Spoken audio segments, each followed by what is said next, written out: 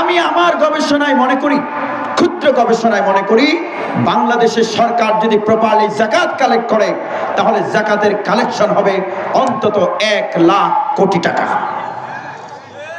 কেমনে সম্ভব? আপনারা ব্যাংকে টাকা পয়সা রাখেন না? আরে কথা বলতে হবে তো, নেত্রকোনার মানুষ ব্যাংকে টাকা রাখে না? আপনার অ্যাকাউন্টে কত টাকা ঢুকেছে এটার হিসাব বাংলাদেশ ব্যাংকের কাছে আছে। আমার ভাইয়েরা, 2018 সালে বাংলাদেশ ব্যাংক স্টেটমেন্ট দিয়েছে, বাংলাদেশে কোটিপতির সংখ্যা হলো 1,19,361। এটা ব্যাংকে ডিপোজিটেড মানি, যেটা ব্যাংকে জমা আছে। আচ্ছা, আপনারা আমার কথা কি বুঝতে পারতেছেন? আচ্ছা, ব্যাংকের বাইরে তো মানুষের কোনো টাকা পয়সা থাকে না, আছে না নাই? ওই হিসাব বাদ, শুধু ব্যাংকে যে টাকা আছে তাতে হিসেব করে দেখা গেছে কোটিপতির সংখ্যা হলো 1,19,361 2018 সালে। এখন কি 2014 চলছে না 12? কয়েকজন বলছে 12। কত? তাহলে 18 থেকে কয় বছর হলো? 19, 20, 21, 22, 23, 24, 6। বিবিসি বাংলা তার জরিপে বলেছে বাংলাদেশে প্রতি বছর কোটিপতি বাড়ে 5,000 করে। এখন 6 বছরে 5 6 কত হয়? 24 না 25? আরো বেড়েছে 30,000। 1,19,000 30,000 কত হলো? 1,49,361 জন কোটিপতি বাংলাদেশে আছে। আমার ভাইয়েরা, এদের সম্পদ থেকে যদি যাকাত আদায় করা হয় কত টাকা যাকাত আসবে? আমি যে বললাম 1 লাখ কোটি টাকা, কেমনে সম্ভব? আমি বেশি না 2 জনের সম্পদ আপনাদেরকে দেখাই। মাশাআল্লাহ, ভাইয়েরা যারা দাঁড়িয়েছিলেন বসে যাচ্ছেন, নিচ থেকে বসুন। আপনারা বসে পড়ুন, বসে পড়ুন, বসে পড়ুন। মাহফিলের এই হাল আমি প্রত্যাশা করিনি। এই যে আপনারা বসুন, সবাই বসুন। বাংলাদেশের এক ধনীর নাম হলো প্রিন্স মুসা বিন শমশের। তার কিছু টাকা পয়সা সুইস ব্যাংকে আছে। তো যুগান্তর পত্রিকায় ওই টাকা ফেরত আনার জন্য একটা রিপোর্ট প্রকাশিত হয়েছে। ওই রিপোর্টে তার সুইস ব্যাংকে যত টাকা আছে এটার একটা হিসেব দেওয়া হয়েছে। আমি সেই টাকা হিসেব করে দেখেছি, প্রিন্স মুসা বিন শমশেরের যেই টাকা শুধু সুইস ব্যাংকে আছে তা থেকে যদি যাকাত আদায় করা হয়, যাকাত আসবে 7,500 কোটি টাকা। সুবহানাল্লাহ বলেন। আরে ভাই, টাকা কাদের? আপনাদের। যাকাত সরকার কালেক্ট করলে আপনাদের ঘরে ঘরে দিয়ে যেতে হবে। একজনের সম্পদ থেকে যাকাত আসলো কয় হাজার কোটি টাকা? একটু উত্তর দিতে হবে। 7,500 কোটি টাকা। কয়জনের? এই কোটিপতি আছে আমাদের দেশের জন্য কত? প্রায় 1.5 লাখ। 1,49,361 জন। আচ্ছা, এখান থেকে একজন বাদ দেন, বাকি রইল 1,49,360 জন। এদের আরেকজনকে ধরি আমি। সাবেক বাণিজ্য মন্ত্রী ফারুক খানের ভাই আজিজ খান, তিনি সিঙ্গাপুরের 34তম ধনী। আচ্ছা, সিঙ্গাপুরের যদি 34তম ধনী হয় তাহলে মোটামুটি ফকির না? হ্যাঁ। তার সম্পদ থেকে যাকাত আসবে 5,000 কোটি টাকা। এখন একজনের 7,500 কোটি, আরেকজনের 5,000 কোটি। 7.5 আর 5,000 কোটিতে কত হয়েছে? কয়জনের যাকাত গেল? হ্যাঁ, জোরে বলতে হবে, কয়জন? আমার ভাইয়ের এর বাইরে আরো কোটিপতি বাংলাদেশে আছে না নাই? তাদের সম্পদ থেকে যদি যাকাত আদায় করা হয় অন্তত 80,000 কোটি টাকা যাকাত আসবে। মনে রাখবেন, যাকাত আসবে কত কোটি? 1 লাখ কোটি থেকে একটু নিচে আসলাম, কম ধরছি, 80,000 কোটি টাকা। একটু জোরে উত্তর দিন, কয় হাজার কোটি টাকা? এখন আসেন দেখে আমার দেশে গরিব মানুষ আছে কত। এই যে সরকার পালিয়ে গেছে, ওই সরকারের প্রধানমন্ত্রীর নাম যেন কি?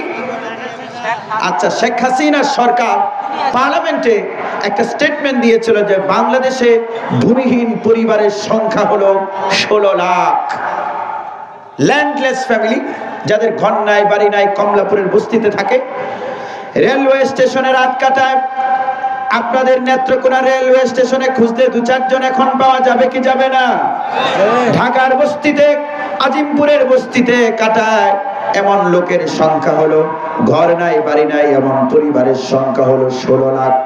আমার ভাইয়েরা, আপনি যদি 1 বছরে 80,000 কোটি টাকা যাকাত তোলেন, সেই যাকাতের টাকা যদি 16 লাখ পরিবারের মাঝে বন্টন করে দেওয়া হয় তাহলে প্রত্যেকটি পরিবার যাকাত পাবে 5 লাখ টাকা করে। হ্যাঁ জোরে বলুন কয় লাখ? এখন আপনারা বলুন তো এই গ্রামের নাম কি? আচ্ছা, পূর্ব মঈনপুরের যেই মহিলা ভিক্ষা করে তাকে যদি আপনি একসাথে 5 লাখ টাকা দেন, পরদিন সকালে তার আর ভিক্ষা করা লাগবে না। তবে তার কিস্তির চিন্তা আছে। দেখুন ইসলাম প্রতিষ্ঠিত হলে আপনাদের কপাল কিভাবে খুলবে। ইসলামোফোবিয়া, নারীদেরকে বলা হচ্ছে তোমরা নিরাপদে থাকবে না। আরে বাবা, পার্শ্ববর্তী দেশ ভারতে বছরে 46 লাখ কন্যা শিশুর ভ্রূণ হত্যা করা হয়। ভারতে হিন্দুরা অসভ্য, এদেরকে আমি সভ্য বলি না, এরা কি আপনাদের খালাতো ভাই লাগে নাকি? এই সভ্য না অসভ্য? আরে এরা 50 কোটি মানুষ খোলা জায়গায় মলত্যাগ করে। আপনাদের এলাকার মানুষ তো টয়লেটে যায়, টয়লেটে না গেলে লেট্রিনে যায়, তা না হলে বাথরুমে যায়, তা না হলে টাট্টিখানাতে হলেও যায় নাকি, আর তা না হলে তো উক্ষেতের ভেতরে তো যায় নাকি, নাকি নেত্রকোনা রেল স্টেশনে বসে পড়ে মানুষের সামনে। ওরা 50 কোটি মানুষ খোলা জায়গায় মলত্যাগ করে। আমি নিজে কলকাতার রেল স্টেশনে দেখেছি সুস্থ মানুষ মানুষের সামনে হাগু করতে বসে পড়ছে। এরা অসভ্য না সভ্য? এদের যন্ত্রণায় গরু ভালো করে প্রস্রাব করতে পারে না। কেন প্রস্রাব করতে পারে না বলুন? গরু যখন প্রস্রাব করবে করবে ভাব, গরুর পাশায় গ্লাস নিয়ে দাঁড়ায় থাকে। সারাবান তাহুরা খাইতো, নাউযুবিল্লাহি মিন যালিক। রাদিনা কিসমাতাল জাব্বারি ফিনা, আমরা আল্লাহর বন্টনে খুশি। আমরা খাই গরুর কলিজা, আর ওরা খায় গরুর মুত, ঠিক কি না? এরা পৃথিবী থেকে মসজিদ ভেঙে মন্দির বানাচ্ছে। আমার ভাইয়েরা, এদের দেশে বছরে 46 লাখ কন্যা শিশুর ভ্রূণ হত্যা করা হয়। ইউএনএফপি এর রিপোর্ট বলছে, জাতিসংঘের রিপোর্ট। নারীদেরকে বলছি ইসলাম প্রতিষ্ঠিত হলে, দেখুন আপনাদেরকে ছোট্ট একটা রিপোর্ট আপনাদের সামনে পেশ। আপনারা কি আমার কথায় রাগটা করতেছেন? হুজুর এসেছেন, বসে বসে আমার জন্য দোয়া করতেছেন, আপনাদের জন্য দোয়া করতেছেন। মাওলানা দেলোয়ার সাহেব হুজুর আমাকে যখন বলবেন যে শেষ করে ফেলুন, তখন আমি সাথে সাথে শেষ করে দেব। 22 ফেব্রুয়ারি 2022, এনশিওর মাই ট্রিপ গোটা পৃথিবীতে তারা জরিপ করে একটা রিপোর্ট পাবলিশ করেছে। তারা বলেছে গোটা পৃথিবীর কোন জায়গায় নারী কতটা নিরাপদ, এটা নিয়ে তারা নানা জায়গায় গিয়ে গবেষণা করে বলেছে আজকের পৃথিবীতে নারীর জন্য সবচেয়ে ঝুঁকিপূর্ণ শহর হচ্ছে দিল্লি এবং কলকাতা, আর নারীর জন্য সবচেয়ে নিরাপদ শহর হচ্ছে মদিনা। এই জোরে বলুন, সবচেয়ে নিরাপদ শহরের নাম কি? মদিনা। আপনার মেয়ের জন্য নেত্রকোনা নিরাপদ হোক, আপনি তা চান কি চান না? চাইলে আদর্শ লাগবে দিল্লির না মদিনা। কোরআন যদি প্রতিষ্ঠিত হয়, নারীর জন্য পৃথিবী নিরাপদ হয়ে যাবে। আমার ভাইয়েরা, যেই কথাটি বলছিলাম, আপনি যদি ভিক্ষুককে 5 লাখ টাকা দেন, পরদিন সকালে তার ভিক্ষা করা লাগবে নাকি? লাগবে না। কিস্তির চিন্তা আছে? আপনি যদি মাওলানা দেলোয়ার সাহেব হুজুরের কাছ থেকে 5 লাখ টাকা নেন, কিস্তি দেওয়া লাগবে না। আর গ্রামীণ ব্যাংক থেকে 500 টাকা নিলে কিস্তি দেওয়া লাগবে কি লাগবে না? আরে মহিলা দেখেন না, দাফনের আগে কিস্তি দিয়ে দিতে হবে। এখন দেয়া হলো প্রথম বছর, লিসেন টু মি, প্রথম বছর 16 লাখ পরিবারকে 5 লাখ করে টাকা দেওয়া হলো। পরের বছর ল্যান্ডলেস ফ্যামিলি নাই। পরের বছর আপনাদের বারহাট্টায়, কলমাকান্দায়, এরপরে মোহনগঞ্জে ঘুরে ঘুরে পাওয়া গেছে সারা বাংলাদেশে আরো 16 লাখ যাদের দোকান আছে কিন্তু দোকানে মাল নাই। ভাইয়েরা আমার, কৃষক কিন্তু তার হালের গরু নাই, সাবমার্সিবল পাম্প নাই, এমন 16 লাখ পরিবারকে বের করে পরের বছর আবার যাকাত আসবে 80,000 কোটি টাকা, তাদেরকে দেওয়া হবে 5 লাখ টাকা করে। এবার গরিব কৃষকও শেষ। অসম্ভব না সম্ভব? পরের বছর আবার যাকাত আসবে 80,000 কোটি টাকা। এখন ঘুরে ফিরে আবার বের করা হলো নেশাব পরিমাণ মালের নিচে যাদের টাকা পয়সা, এদেরকে আবার দেওয়া হয়েছে 5 লাখ টাকা করে। 3 বছরে 48 লাখ পরিবার চলে যাবে। চতুর্থ বছরে এসে জাকাতের কালেকশন, জাকাতের সংগ্রহ আরো বাড়বে। কেমনে বাড়বে? প্রথম 3 বছরে যে আপনি 16 লাখ পরিবার করে জাকাত দিলেন, এদের থেকে 50,000, 60,000, 1 লাখ, 2 লাখ পরিবার, তারা কিছু কিছু ব্যবসা বাণিজ্য করে, গরু পালন করে, খামারে কাজ করে, তারা ব্যবসা ইনভেস্ট করে টাকাটা খাটিয়ে এই 16 লাখ থেকে 48 লাখ থেকে অন্তত 1 লাখ, 2 লাখ পরিবার তারা বিত্তশালী হয়ে তারাও কিছু কিছু যাকাত দিবে। আরে জোরে বলুন না, কিছু কিছু যাকাত। যাকাতের কালেকশন বাড়বে, গ্রহিতা কমবে। আমার ভাইয়েরা, আমাকে ঢাকা শহরের সাভারে জাহাঙ্গীরনগর বিশ্ববিদ্যালয়ের পাশে আমি বক্তব্য রাখছিলাম। ইউনিভার্সিটির একজন প্রফেসর, তিনি আমার সাথে বাদানুবাদে জড়ালেন। আমাকে বললেন যে আপনি যে ভ্যাকসিনকোর মালিকের কাছ থেকে, বসুন্ধরার মালিকের কাছ থেকে, আকিস গ্রুপের মালিকের কাছ থেকে হাজার হাজার কোটি টাকা নিয়ে যাবেন, তারা ফতুর হয়ে যাবে না? নো, তারা ফতুর হবে কেন ভাই? আপনারা কি আমার কথা বুঝতে পারতেছেন? আলোচনাটা যাকাত নিয়ে মনোযোগ দিয়ে শুনুন, আমি কয়েক মিনিটে শেষ করবো। আই বসো, ওঠা যাবে না, এটা বসো। ভাইরা আমার প্রস্তাবে ধরলেও বসে থাকবে, আমি তো আর 2 ঘন্টা কথা বলবো না, 2-4 মিনিটে। শোনো, মনোযোগ দিয়ে শুনুন সবাই। ফতুর হয়ে যাবে না, কারণ একজন বিত্তশালীর যদি 10টা বাড়ি লাগে, 4টা বউ, 4 বউয়ের 10 বাড়ি, এই 10টা বাড়ি যদি তার বসবাসের হয়, 10 বাড়ি যদি 100 কোটি টাকা খরচ করে এই বাড়ির মূলধনের উপরে যাকাত ধরা হবে না।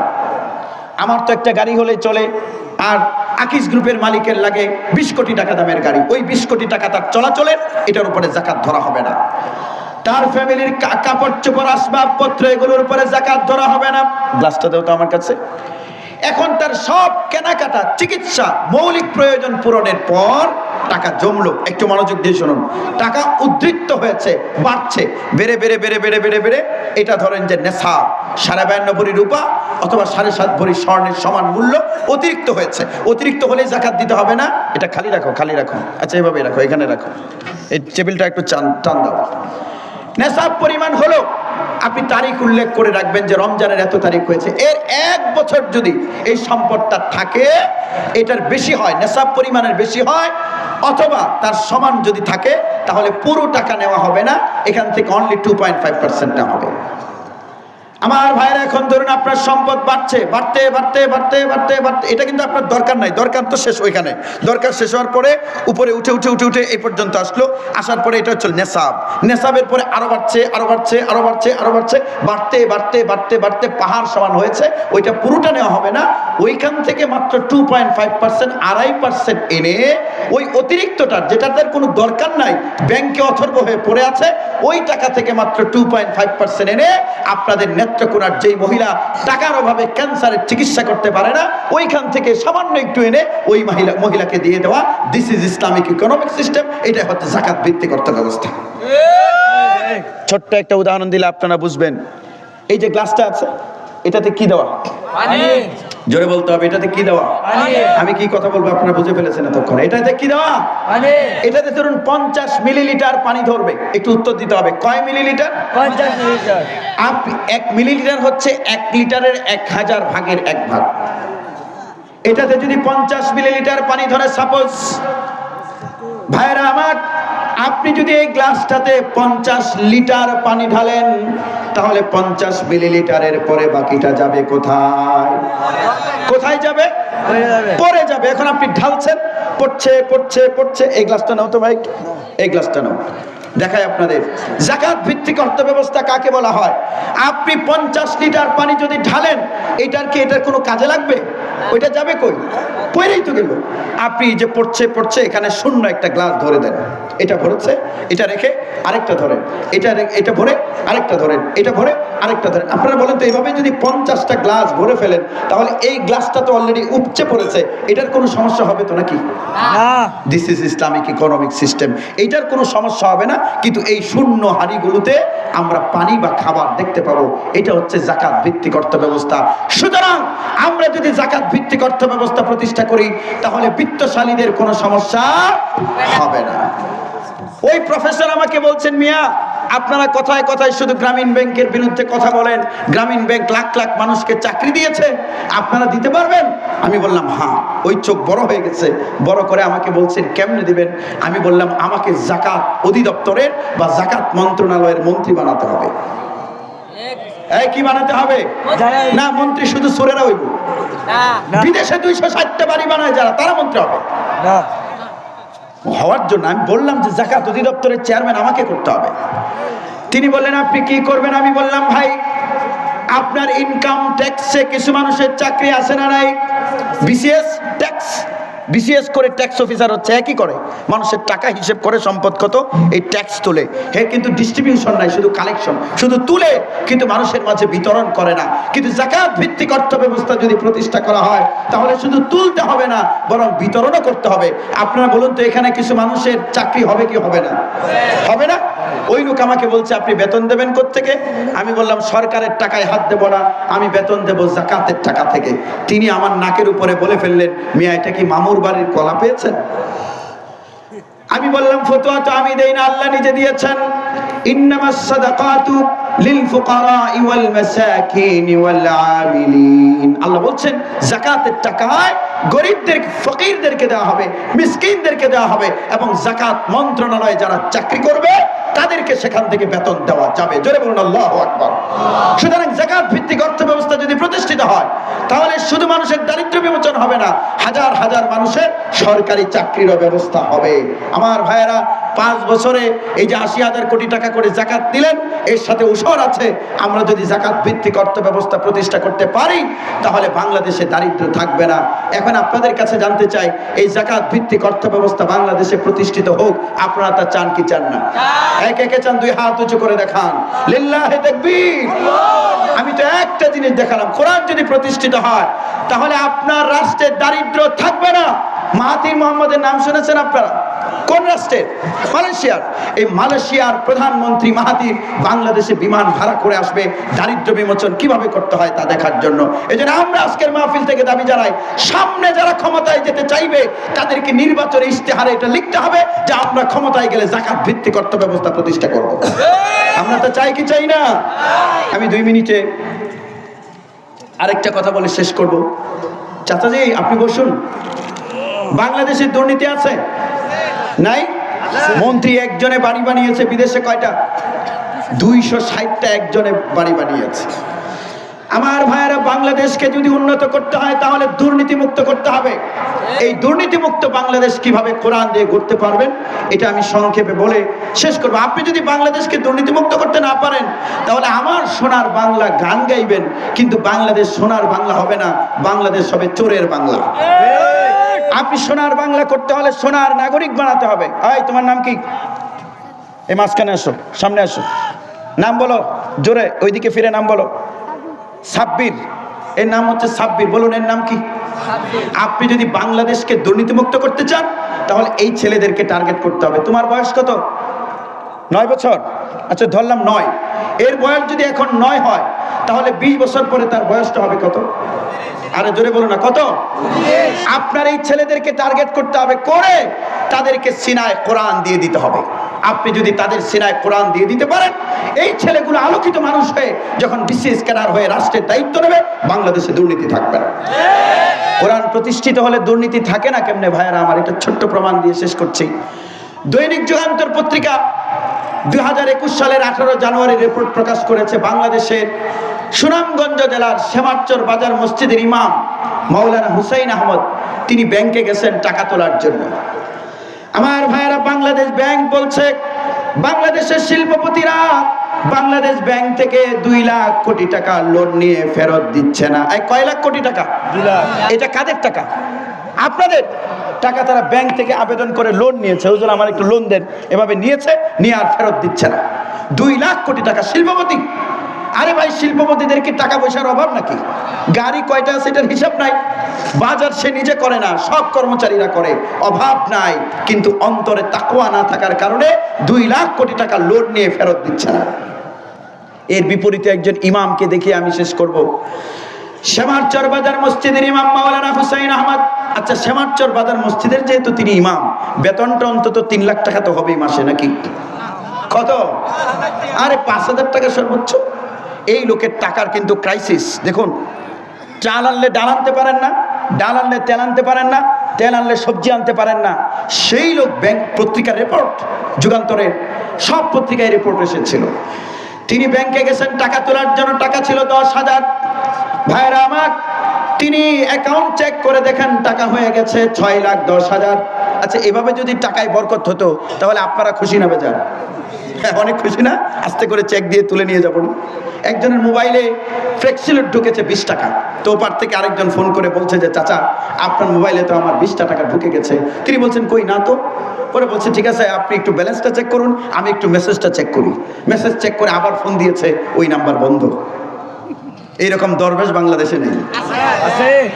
আমার ভাইয়েরা, দেখুন তো মাওলানা সাহেবের অবস্থা কি। তিনি ব্যাংকের ম্যানেজারের কাছে গেলেন, গিয়ে বলছেন ম্যানেজার, আমার অ্যাকাউন্টে টাকা ছিল মাত্র 10,000, এই এখন তো টাকা হয়ে গেছে 6,10,000। ম্যানেজার বললেন, হুজুর কি করতে চান?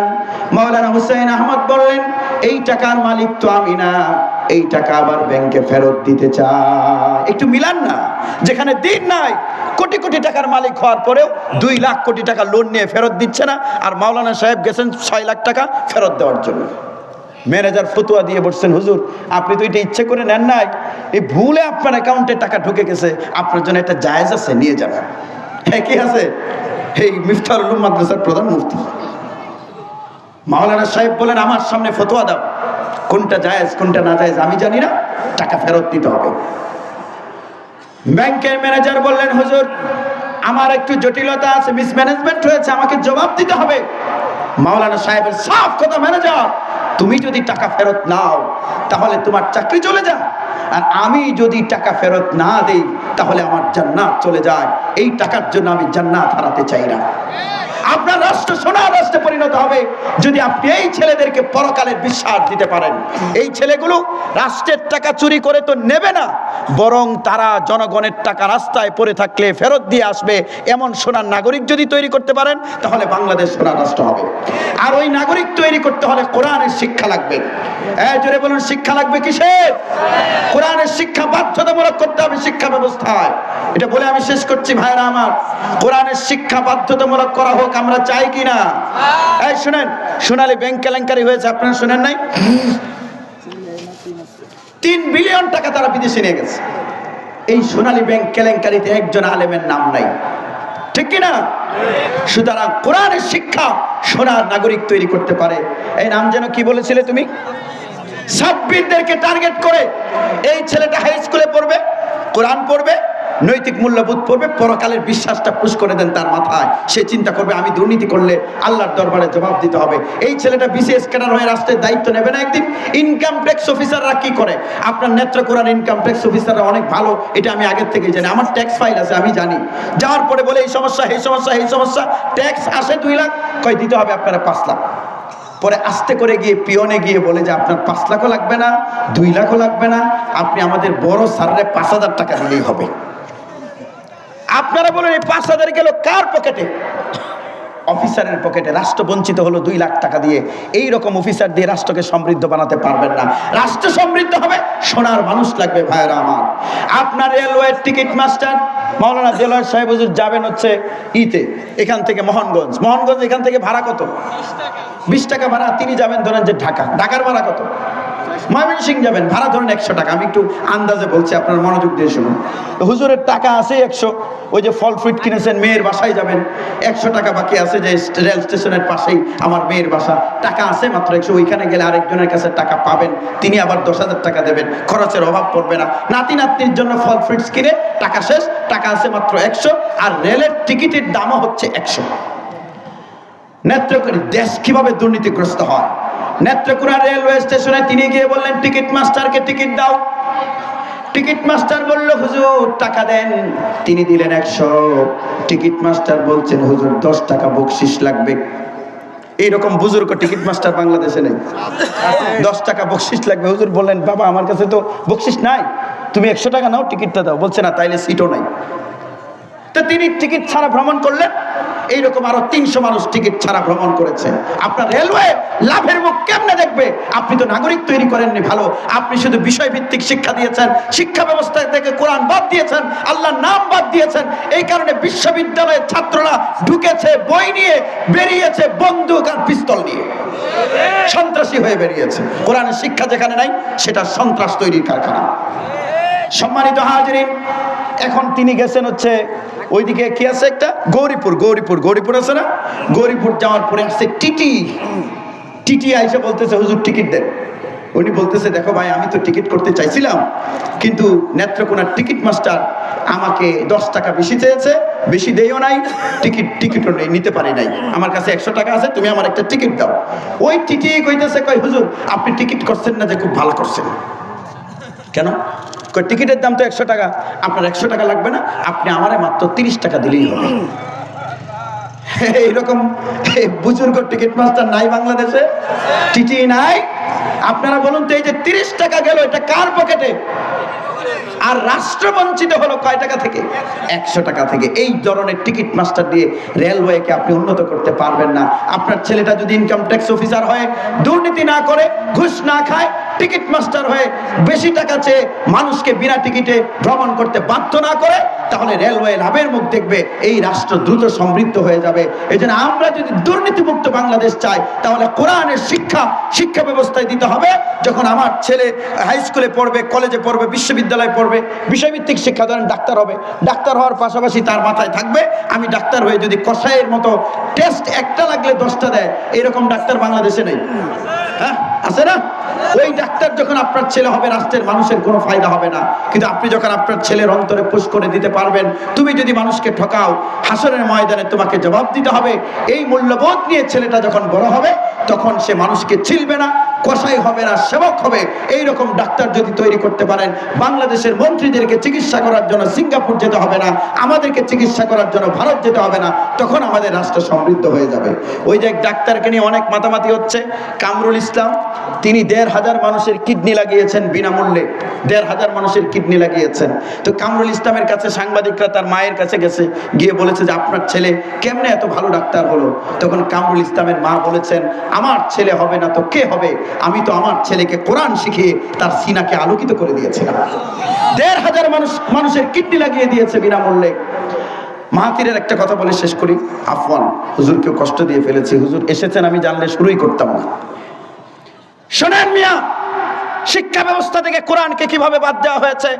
আলিয়া মাদ্রাসার ক্লাস 9-10 বইয়ে লিফলেট নাই, দাও একটা, এই খাতাটা দাও আমাকে।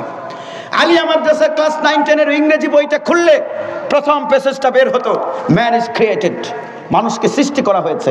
আপনারা চিৎকার করে বলুন তো, মানুষকে সৃষ্টি করেছেন কে? আল্লাহ। এইটা আমার 90% মুসলমানের দেশে এইটা বইয়ে থাকলে সমস্যাটা কি? সমস্যা আছে? এটা বইয়ে থাকুক, আমরা চাই কিনা? পরের লাইনে দেওয়া হয়েছে, আল্লাহ হিমসেলফ ইজ দ্য ক্রিয়েটর, আল্লাহ হচ্ছেন স্রষ্টা। কত চমৎকার কথা! এটা 2009 সালে, 10 সালে, 11 সালে ছিল। আওয়ামী লীগ বই সংস্কার করার আগে এটা ছিল। 2 নম্বর পেজ, পাতা উল্টালেই হাদিস মিন স্পিচ, হাদিস মানে হলো বক্তব্য। The speech delivered from the Holi mouth of Nabi Karim সাল্লাল্লাহু আলাইহি ওয়াসাল্লাম ইজ কল্ড হাদিস। নন্টু বল্টু সল্টুর বক্তব্যে হাদিস কয় না, আমার নবীর বক্তব্যকে হাদিস বলো। 2 নম্বর। 3 নম্বরে দিয়েছে the verbatim meaning of Fatiha is beginning or opening. Fatiha শব্দের অর্থ হলো শুরু করা। আচ্ছা আপনারা বলুন তো, কোরআন শরীফ শুরু করলে কোন সূরাটা বের হয়? কোরআন শরীফ। এরপরে আপনি যখন কোরআন শরীফ খুলবেন তখন কোন সূরাটা বের হয়? এই ফাতিহার তাৎপর্য ছিল 3 নম্বরে আলিয়া মাদ্রাসার ইংরেজি বইয়ে। 4 নম্বরে ছিল আবু বকরের জীবনী। সেখানে বলা হয়েছিল আবু বকর তার ওয়াফাতের আগে বলে গেছেন, আমি যে রাষ্ট্রীয় কোষাগার থেকে বেতন নিয়েছি, এই টাকার কিছু উদ্ধৃত ঘরে আছে, আমার ওয়াফাতের পরে সেটা ফেরত দিয়ে দিও।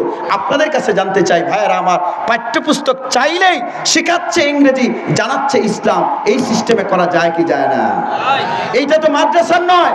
আমি তো মনে করি 90% মুসলমানের দেশে স্কুল কলেজের বই ওই সিস্টেমে করা দরকার। এগুলো যখন বাদ দিয়েছে, তখন ইউনিভার্সিটিতে ছাত্ররা ঢুকেছে বই নিয়ে, বেরিয়েছে বন্দুক চাপাতি হেলমেট নিয়ে, বেরিয়েছে ঢুকেছে ছাত্রের পরিচয় নিয়ে, বেরিয়েছে সন্ত্রাসীর পরিচয় নিয়ে। আপনি যদি ছাত্রদেরকে আলোকিত মানুষ বানাতে চান, তাহলে নেত্রকোনা সরকারি কলেজে, মেডিকেল কলেজে, এই বিশ্ববিদ্যালয়ে বিষয়ভিত্তিক শিক্ষার পাশাপাশি মোরাল এডুকেশন, নৈতিক শিক্ষা লাগবে। আপনি যদি জাতিকে উন্নত করতে চান, তাহলে সায়েন্সে উন্নত করলে হবে না, টেকনোলজিতে শুধু উন্নত করলে হবে না, নৈতিক শক্তিতে উন্নতও করতে হবে। আপনার ছেলেটা ডাক্তার হওয়ার পাশাপাশি মানুষের সেবা করতে জানবে। এই দুইটা জয়েন্টলি যদি আপনি শেখাতে পারেন, এই ছেলেগুলো আদর্শ মানুষ হয়ে পরকালের বিশ্বাস নিয়ে আমার দেশে যখন বিসিএস ক্যাডার হবে, রাষ্ট্রের দায়িত্ব নেবে, তখন এই রাষ্ট্র সোনার রাষ্ট্রে পরিণত হবে। আপনাদের কাছে জানতে চাই, শিক্ষা ব্যবস্থায় কোরআন বাধ্যতামূলক করা হোক। আপনারা তা চান কি চান না? চান কি চান না? আপনারা কোন দেশের নাগরিক? বাংলাদেশ। আরো জোরে, কোন দেশের নাগরিক? বাংলাদেশের নাগরিক হয়ে দাবি করছি, দ্রুতই শিক্ষা ব্যবস্থায় কোরআন বাধ্যতামূলক করতে হবে। আমার বাচ্চাদেরকে সোনার মানুষ বানাতে কে কে এই দাবির সাথে একমত আছেন? 2 হাত উঁচু করে দেখান। লিল্লাহি তাকবীর। ওয়া মা আলাইনা ইল্লাল বালাগ। হুজুরকে বসিয়ে রেখে কথা বলেছি, আমি তাড়াহুড়ো করেছি।